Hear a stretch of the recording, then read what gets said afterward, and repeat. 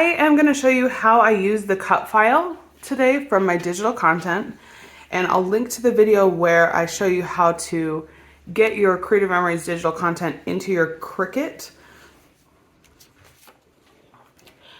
So the project we're going to be working on today is basically project number 3, that is a single page layout. However, I'm doing mine quite a bit different. It's basically inspired by this one.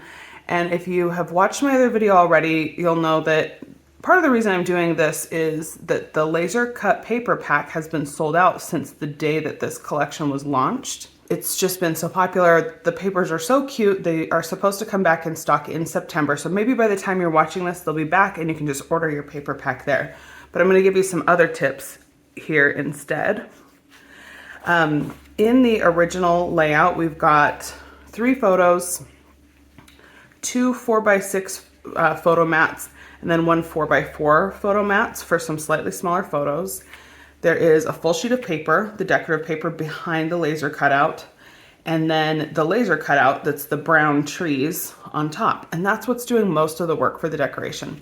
There's a little bit of embellishment, but really the laser cutout, when you use those on your pages, is just, it's so pretty and such a good focal point. You don't really need to do a lot more. So since I didn't have, or don't have for everybody at least, the actual laser cutout paper pack, I wanted to give everybody the option of cutting out their own cutouts using the same designs. So the design for this comes in the digital kit that you can get for Croptoberfest 2023. And then you can upload it into your Cricut, maybe some other software and tools as well, but Cricut is the one I use. And with mine, I uploaded the cut file to have the outside cut line and also all the inner cut lines. So you can see it did a pretty good job of cutting out a not super intricate, but kind of intricate pattern. And it ends up looking almost identical. Except that I've cut this out on beige cardstock instead of the dark brown print with the little black lines like for the tree bark. So this is just a plain sheet of cardstock. If you wanted to take the time to write in the extra lines, you definitely could. I decided not to for this one. And mine is cut slightly smaller. So the original is a full 12 by 12 and mine is 11.5 by 11.5. And that was just a constraint with my Cricut. Because I had the cut file cutting the outside square, it would not cut a full 12 by 12.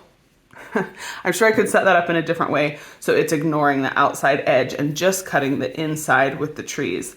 And then I could get the full 12 by 12. But I did not do that in this case. I cut it out all the way around the square. So it actually gives me a nice little border, but it makes my laser cutout, that's now just not a laser cutout, but another cutout. It makes it a little bit smaller. I still think it looks great. And then since I used the light colored beige paper to cut that, I decided to put a darker brown, the tree print, behind. And in the original, it has you cut out a little circle for a moon to sit behind this owl. And that actually comes from this brown in the original layout, but I decided to cut out a little blue moon from a scrap that I had left over. So I would sit that behind my owl.